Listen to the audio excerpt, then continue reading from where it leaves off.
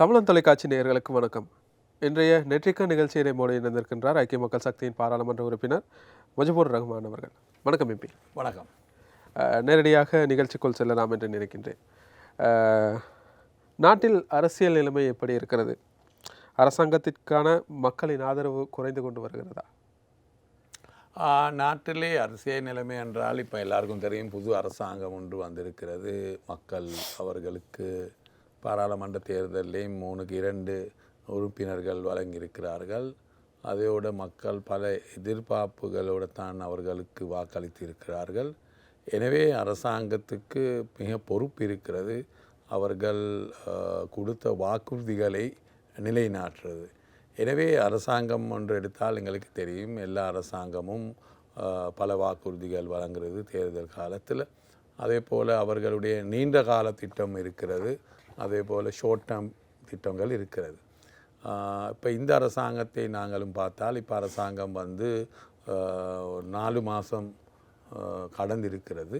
எனவே அப்போ அந்த 4 மாதத்துக்குள்ளுக்கு நாங்கள் பார்த்தோமென்றால் அவர்கள் மக்களுக்கு வழங்கின பல வாக்குறுதிகளை அவர்களுக்கு இன்னும் அதை நிறைவேற்ற இயலாத நிலைமையும் எங்களுக்கு காணப்படுறது. இன்று நாங்கள் பார்த்தோமென்றால் மக்களுடைய வாழ்க்கை செலவு அன்றன்று வாழ்க்கை செலவு மிக அதிகமாக போகக்கூடிய நிலைமை நாட்டிலே காணப்படுது. அதனால் அவர்கள் அந்த ஷார்ட் டேர்மில் கொடுத்த சில வாக்குறுதிகள் கூட அரசாங்கத்துக்கு இன்னும் அதை நிலைநாட்டுறதுக்கு இயலாத நிலைமை காணப்படுறது.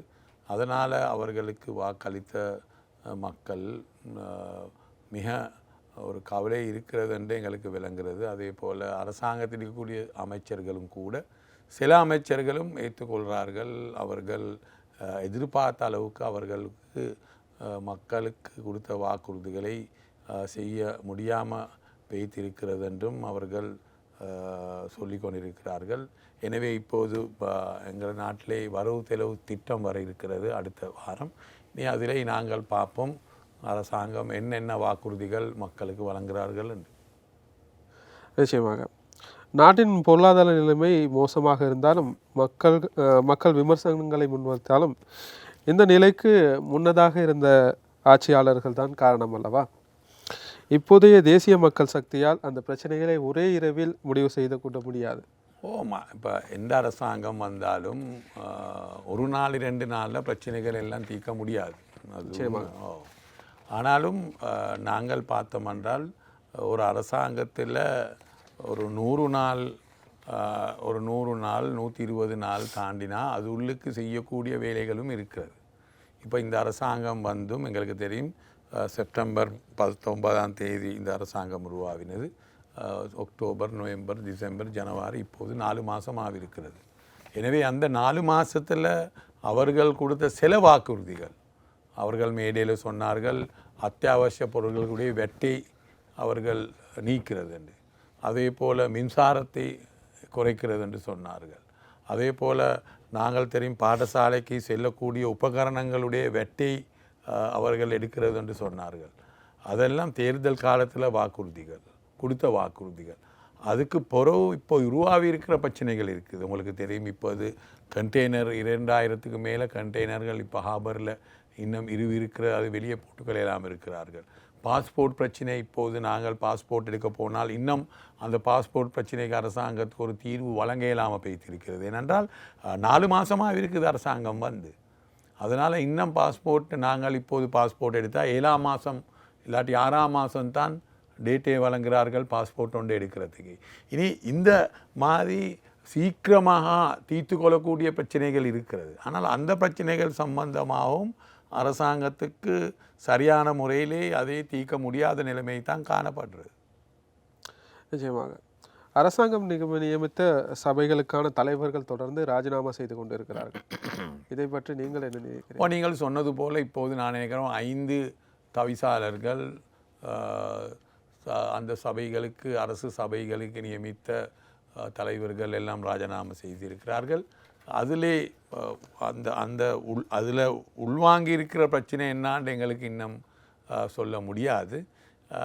எங்களுக்கு கேள்வி அதிலே வேறு வட்டாரத்தில் எங்களுக்கு கேள்விப்படக்கூடிய நிலைமை என்றால் அரசாங்கத்தில் இருக்கக்கூடிய பல அமைச்சர்களோட வந்த பிரச்சனைகளால் தான் இவர்கள் ராஜினாமா செய்திருக்குது என்று தான் கேள்விப்பட்டது. இப்போ அதை நாங்கள் பார்த்தோம் என்றால் நாளுக்கு நாள் இப்போது 6 தவிசாளர்கள் ராஜினாமா செய்திருக்கிறார்கள். நான் நினைக்கிறேன் ஒரு புது அரசாங்கத்துக்கு அது நல்ல ஒரு விடயம் ஒன்று அல்ல.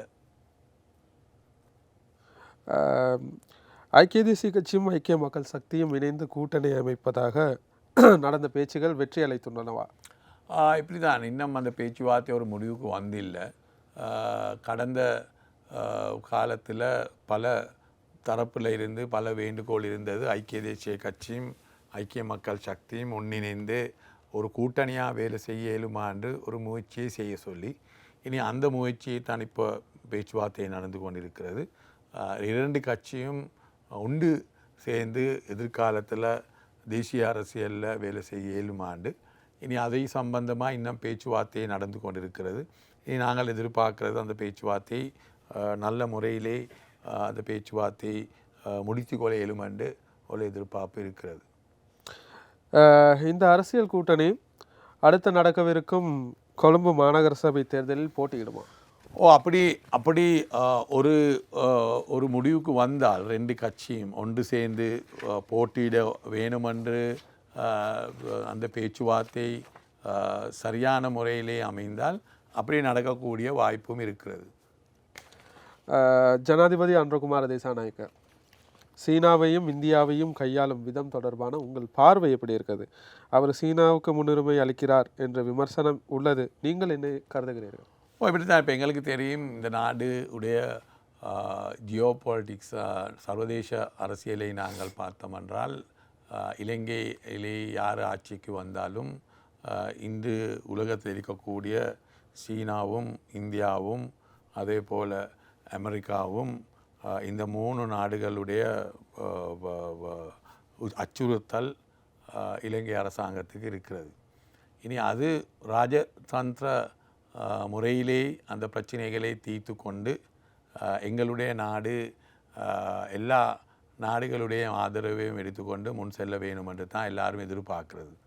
ஆனால் இப்போ இருக்கக்கூடிய ஜனாதிபதி அவர்கள் நாங்கள் கண்டோம். அன்று அவர் கூறியிருந்தார்கள் சீனாவுடைய அந்த ஒரு நாடு பயணத்துக்கு அவரும் ஆதரவு என்று கூறினது மட்டுமல்ல, தாய்வானே சீனாவுடைய ஒரு நாடென்று அவர்களுக்கு சொந்தமான பகுதி என்று அரசாங்கம் ஏற்றுக்கொண்டு ஒரு அறிக்கையை விட்டார்கள். நான் நினைக்கிறேன் இலங்கை நாடு நாங்கள் ஒரு நன்னிலையன்ட் ஒரு நாடு உண்டு. அப்படி ஒரு அறிக்கையை விட்டது இன்னொரு நாடு சீனாவுக்கு சொந்தம் என்று அந்த அறிக்கையை விட்டது அது சர்வதேச ரீதியாக இலங்கை அரசாங்கம் அனுர திசாநாயக்க அவர்கள் செய்த ஒரு மிக தவறு என்று நான் நினைக்கிறேன். ஏனென்றால் எங்களுடைய நாட்டுடைய வரலாறிலே இருந்த எல்லா தலைவர்களும் ஜனாதிபதிவர்களும் யாரும் தாய்வான் என்று சொல்லக்கூடிய நாடு சீனாவுக்கு சொந்தம் என்று அறிவித்து இல்லை. ஏனென்றால் நாங்கள் எல்லா நாட்டுடைய சுதந்திரத்தையும் வைத்துக்கொண்ட ஒரு நாடு. நீ அப்படி இருக்கிற தக்கனில் அனுரகுமார் திசாநாயக்க ஜனாதிபதி அவர்கள் அப்படி ஒரு அறிக்கையை விட்டது நான் நினைக்கிறேன் அது எங்களுடைய நாட்டுடைய எதிர்காலத்துக்கு நாங்கள் ஒரு நன்னிலையன் ஒரு நாடாக இருந்து கொண்டு அப்படி செய்தது மிக தவறு என்று நினைக்கிறேன். அதனால் அது அல்ல எங்களுக்கு தேவையாக இருக்கிறது. நாங்கள் ஒரு சிறு நாடு, எங்களுக்கு எல்லா நாடுகளுடைய உதவிகள் தேவை. நாங்கள் எல்லா நாடுகளுடைய எங்களுடைய தொடர்பு மிக முக்கியம் எங்களுக்கு. எனவே அவர் அதை புரிந்து கொண்டு அவர் எதிர்காலத்தில் வேலை செய்ய வேணும் என்று தான் எல்லாரும் எதிர்பார்க்கிறது. நிச்சயமாக இந்தியா மற்றும் சீனாவை தொடர்ந்து ஜனாதிபதி அவர்கள் மத்திய கிழக்கு நாடுகளுக்கு விரைவில் விஜயம் செய்ய உள்ளார். அந்த நாடுகளின் புதிய முதலீடுகளை இலங்கைக்கு செய்யலாம் அல்லவா? எப்படி? ஜனாதிபதி அன்றகுமார திசாநாயக்க இந்தியா மற்றும் சீனாவை தொடர்ந்து அடுத்ததாக மத்திய கிழக்கு நாடுகளுக்கு விஜயம் செய்ய உள்ளார். அந்த நாடுகளின் புதிய முதலீடுகளை இலங்கையில் செய்யலாம் அல்லவா?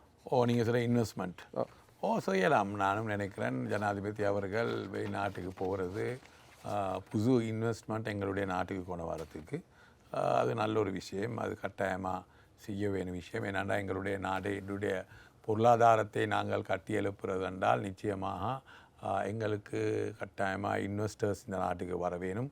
புது இன்வெஸ்டர்ஸ் இந்த நாட்டுக்கு வந்து எங்களுடைய நாட்டிலே பல தொழில் வாய்ப்புகள் அதே போல் எங்களுடைய எக்ஸ்போர்ட்டை கூட்டிக் கொள்வதோடும் நிச்சயமாக. எனவே நான் நினைக்கிறேன் அரசாங்கத்துடைய எதிர்பார்ப்பும் அதாக தான் இருக்க வேணும். புதிய அரசியல் அமைப்பு விரைவில் வரும் என்கிறார்கள். ஆனால் அதற்கான ஏற்பாடுகள் எதுவும் நடக்கிறதாக தெரியவில்லை. அப்படி ஏதாவது நடக்கிறதா? நீங்கள் ஜனாதிபதி அவர்கள் தேர்தல் காலத்தில் சொல்லியிருந்தார்கள் புது ஒரு அரசியல் யாப்புவை முன்வைக்கிறது என்று. ஆனால் இப்போது நீங்கள் சொன்னது போல இன்னும் அந்த புதிய அரசியல் யாப்பு ஒன்று உருவாகக்கூடிய ஒரு சூழ்நிலை எங்களுக்கு காணப்படக்கூடிய நிலைமையிலே இல்லை, ஒன்றும் விளங்குது இல்லை. நாங்கள் பார்ப்போம் இந்த வரக்கூடிய வரவு செலவு திட்டத்துக்கு பொறவு அரசாங்கம் அது சம்பந்தமாக அவர்களுடைய கருத்து சரி, அப்படி இல்லாவிட்டால் அவர்கள் உருவாக்க போகிற புது அரசியல் யாப்புவை அவர்கள் முன்வைக்கிறதாண்டு நாங்கள் வரக்கூடிய வரவு செலவு திட்டத்துக்கு பொறவு எங்களுக்கு பார்க்கலும். நிச்சயமாக. ஆம் நேயர்களே, ஒரு சிறிய இடைவேளையின் பின் மீண்டும் பாராளுமன்ற உறுப்பினருடன் கலந்துரையாடுவோம். மெல்டால் விஸ்வாசனீய சாதனை. ஆம் நேயர்களே, தொடர்ந்து பாராளுமன்ற உறுப்பினர்களுடன் கலந்துரையாடுகிறோம். நாட்டில் குற்ற செயல்கள் தீவிரமாக அதிகரித்து வருகின்றன. சட்டம் ஒழுங்கு நிலைநாட்டுவதில் என்ன பிரச்சனை இருக்கிறது? ஆயுததாரிகள் தாராளமாக தங்களது செயற்பாடுகளை ஈடுபடுகின்றார்கள் அல்லவா? உண்மையாக நீங்கள் சொன்னது போல் எங்களுக்கு விளங்குது. நாட்டில் எல்லா பகுதிகளிலையும் எல்லா நாள்கள்லேயும் கொலைகள் நடந்து கொண்டிருக்கிறது. நான் நினைக்கிறேன் கடந்த ஜனவரி மாதம் ஒரு 18 கொலைகள் போல் நடந்திருக்கிறது அந்த ஒரு மாதத்துக்குள்ளுக்கு. உண்மையாக இது நாளுக்கு நாள் கூடிக்கொண்டு போகக்கூடிய நிலைமை தான் எங்களுக்கு காணப்படுறது. எனவே நான் நினைக்கிறேன் இனி அரசாங்கத்துடைய பொறுப்பு தான் இது உடனடியாக இது ஒரு கட்டுப்பாட்டுக்கு குணமாறுது. ஆனால் அரசாங்கமும் சொல்கிறார்கள் பல முடிவுகள் எடுத்திருக்கிறது, பல சட்டத்தை அமுல்படுத்தியிருக்கிறோம் என்று பல விஷயங்கள் அரசாங்கமும் தொடர்ந்து கூறுகிறார்கள். ஆனால் எங்களுக்கு ஒன்றும் காண முடியாத நிலைமையிலே தான் இருக்கிறது. அந்த கொலைகள் குறையக்கூடிய நிலைமையிலையும் இல்லை, குறைகள் வர வர கூடிக்கொண்டு போகக்கூடிய நிலைமை தான் காணப்படுறது. உண்மையாக அது இந்த நாட்டுடைய பொருளாதாரத்துக்கும் நல்ல ஒரு விடயம் ஒன்றல்ல. ஏனென்றால் இதன் வெளிநாட்டில் இருக்கக்கூடியவர்கள் இந்த நாட்டுக்கு இன்வெஸ்டர்ஸ்கள் வரப்போனால் இந்த விஷயங்கள் எல்லாம் மிக ஒரு முக்கியமான விஷயங்கள், நாட்டுடைய சட்டத்தை நிலைநாட்டுறது. எனவே அரசாங்கத்துக்கு அந்த பொறுப்பு இருக்கிறது. ஆனால் ஏதோ ஒரு காரணத்தால் அந்த பொறுப்பை அரசாங்கம் சரியான முறையிலே செய்தார்களாண்டு ஒரு கேள்வி இருக்கிறது. இந்த ஆட்சியாளர்களுக்கு தமிழ் முஸ்லிம் மக்கள் தீவிர ஆதரவை வழங்குகின்றார்கள். ஆனால் அவர்களை அரசாங்கம் கண்டுகொள்வதாக இல்லை. இதனை நீங்கள் எவ்வாறு அவதானிக்கின்றீர்கள்? எங்களுக்கு நாங்கள் கடந்த தேர்தல் பார்த்தால் நாட்டிலே சிறுபான்மை மக்கள் இந்த அரசாங்கத்துக்கு கூடுதலான வாக்குகள் அவர்கள் வழங்கியிருக்கிறார்கள். அந்த வழங்கின வாக்குகளால் சிறுபான்மை மக்கள் அவர்களுக்கு தேவையான சில விஷயங்களில் அரசாங்கம் அவர்களுடைய பிரதிநிதிகளை சில இடத்தில் அந்த பிரதிநிதிகளை போடுறதுக்கு அரசாங்கம் மறந்திருக்கிறார்கள். நான் நினைக்கிறேன் அது ஒரு அவ்வளோ நல்லமான விஷயம் ஒன்றல்ல. அந்த மாதிரி விஷயங்கள் அரசாங்கம் தவித்து கொள்ள வேணும். ஏனென்றால் நாங்கள் இந்த நாட்டில் 3 முக்கியமான இனங்கள் வாழக்கூடிய ஒரு நாடு. இனி எல்லா இனங்களுடைய கௌரவத்தையும் அவர்களுடைய இந்த பிரதிநிதிகளையும் அந்த தேவையான இடத்துக்கு அந்த அரசாங்கம் அதை நியமிக்கிற நேரத்தில் அதை நியமிக்க வேணும். இனி நான் காண்றன் சில இடத்துல அந்த விஷயத்தை அவர்கள் தவறி இருக்கிறார்கள். உதாரணத்துக்கு எடுத்தால் கேபினெட்லே அவர்களுக்கு ஒரு முஸ்லீம் ஒருவரை நியமிக்கிறதுக்கு இயலாமல் போனது. கேபினெட்டில் ஒரு முஸ்லீம் ஒருவர் இருக்க வேணும் என்று சொல்கிறது அரசாங்கம் முக்கியமாக முடிவுகள் எடுக்கிற இடம் கேபினெட் தான். இனி அந்த முக்கியமான முடிவுகள் எடுக்கிற நேரத்தில் சட்டத்திட்டங்களை பற்றி ஆலோசனை செய்கிறது விடம். இனி அங்கனைக்கு எல்லா இனங்களுக்கும் சேர்ந்த பிரதிநிதிகள் இருக்க வேணும். அப்படி இருந்தால் தான் அந்த சட்டத்திட்டங்களில் அரசாங்கம் அமுல்படுத்த போகிற சட்டத்திட்டங்களில் ஒரு சமூகத்துக்கு இருக்கக்கூடிய பாதிப்பை பற்றி கருத்து சொல்லக்கூடிய ஒரு வாய்ப்பு இருக்கிறது. இனி அதே போல் 2-3 இடத்தில் அரசாங்கம் அந்த நியமங்கள் வழங்குறதுக்கு தவறி இருக்கிறார்கள். நான் நினைக்கிறேன் அரசாங்கம் அவர்கள் அந்த விஷயத்தில் மிக கவனம் செலுத்த வேணும். அந்த முக்கியமான இடங்களில் பிரதிநிதிகள் நியமிக்கிற நேரத்தில் 3 இனங்களுடைய பிரதிநிதிகளை அதிலே நியமிக்கிறதுக்கு அரசாங்கம் அதுக்கு கட்டாயமாக அதை கவனத்துக்கு எடுக்க வேணும். நிச்சயமாக. அடுத்ததாக அண்மையில் தமிழரசு கட்சியின் தலைவர் மாவை சயநாதராஜா காலமாகியிருந்தார்.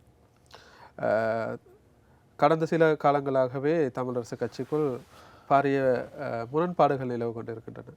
தற்போதைய சூழ்நிலையில் கட்சிக்குள் தலைமை பதவிக்கோ அல்லது வேறு சில நடவடிக்கைகளுக்கோ எடுப்பதற்கு தயாராக இருப்பதாக தெரியவில்லை. இது குறித்து உங்களின் பார்வை எப்படி இருக்கிறது? கட்சிகளுக்கு நான் கடந்த காலத்தில் கண்டது தான் தமிழரசு கட்சியிலே பல பிரச்சனைகள் உருவாகி இருக்கிறது. அந்த பிரச்சனைகளால் அவர்களுடைய தேர்தல் காலத்திலேயும் அவர்களுடைய தேர்தலுக்கும் அது பாதிப்பாக இருந்தது. எனவே இனி தமிழ் கட்சிகள் ஒன்று சேர்ந்து ஒரே கருத்தில் இருந்து அவர்கள் கருத்து தெரிவிக்க வேணும் தான் முக்கியமான விஷயம். ஏனென்றால் இந்த நாட்டில் இருக்கக்கூடிய அதிகாரம் பரவலாக்குறது எல்லாருக்கும் தேவை ஒரு விஷயம். இனி அதனால் அந்த விஷயத்தை அமுல்படுத்துறதுக்கு இப்போ அரசாங்கம் சொல்லியிருக்கிறார்கள் பொதுவாக ஒரு அரசியல் யாப்பு ஒன்றும் குணமாகிறது என்று. இனி எனவே எதிர்காலம் மிக முக்கியம். இனி அதனால் அவர்களுடைய ஒன்று சேர்ந்து அந்த கருத்தை முன்வைக்கிறது அந்த மக்களுக்கு சாதகமாக இருக்கும் என்று தான் நான் நினைக்கிறேன். இறுதியாக ஜனாதிபதி அன்றகுமார தலைமையிலான அரசாங்கத்திற்கு பாராளுமன்ற உறுப்பினர் என்ற வகையில் நீங்கள் கூற விளைவது என்ன?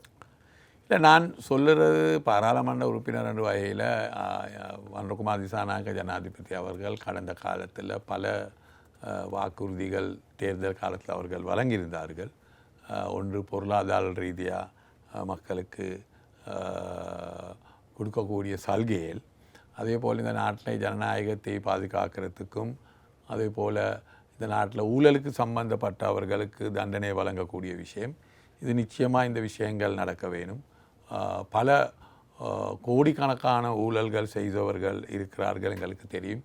VSF நடந்த அந்த ஊழல் சம்பந்தமாகவும் அரசாங்கம் நடவடிக்கை எடுக்க வேணும். ஏனென்றால் அது மிக ஒரு முக்கியமான ஊழல் எங்களுடைய நாட்டிலே நடந்து.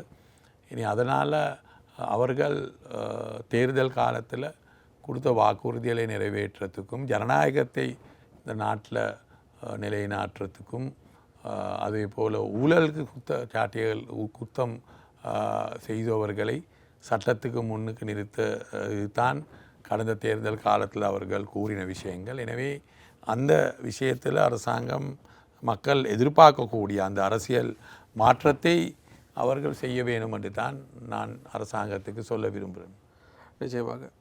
ஆம் நேயர்களே, இன்றைய நேற்றுக்கள் நிகழ்ச்சியில் எம்மோடு நிறைந்திருந்தார் ஐக்கிய மக்கள் சக்தியின் பாராளுமன்ற உறுப்பினர் முஜிபுர் ரஹ்மான் அவர்கள். மீண்டும் ஒரு நேற்றுக்கள் நிகழ்ச்சியை சந்திக்கும் வரை உங்களிடமிருந்து விடைபெறுவது உங்கள் யுவராஜ். நன்றி, வணக்கம். நன்றி. நன்றி. அமிர்தா மற்றும் தமிழன் பத்திரிகையோடு இணைந்து நீங்களும் திருப்பதி செல்ல வேண்டுமா? திரையில் தெரியும் இந்த கூப்பனை நிரப்பி திருமாலை தரிசிக்கும் வாய்ப்பை நீங்களும் பெற்றிடுங்கள். மேலதிக விவரங்கள் தமிழன் பத்திரிகையில்.